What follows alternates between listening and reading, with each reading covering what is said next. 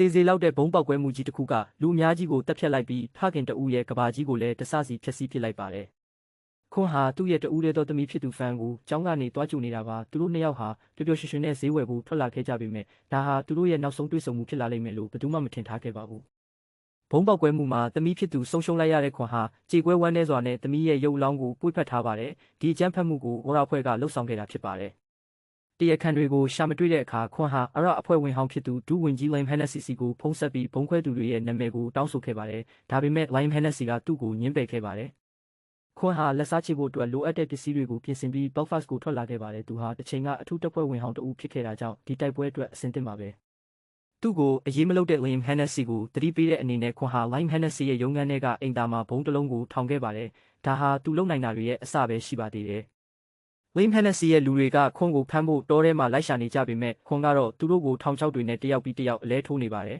။နောက်ဆုံးမှာတော့ခွန်းဟာဘုံခွဲသူတွေပုံအောင်နေတဲ့နေရာကိုရှာတွေ့သွားပြီးတယောက်တည်းဝင်ရောက်တိုက်ခိုက်ပါတော့တယ်သူ့သမီးအတွက်တရားမျှတမှုကိုသူကိုယ်တိုင်ဖော်ဆောင်ခဲ့ပါတယ်။အရာအလုံးပြီးဆုံးသွားပြီးနောက်ခွန်ဟာသူ့ရဲ့စားတောက်ဆိုင်လေးစီကိုပြန်ရောက်လာပါတယ်။သူဟာသမီးအတွက်လက်စားချေနိုင်ခဲ့ပေမဲ့သူ့ရဲ့ဘဝကတော့အရင်လိုဘယ်တော့မှပြန်ဖြစ်မှာမဟုတ်ပါဘူး။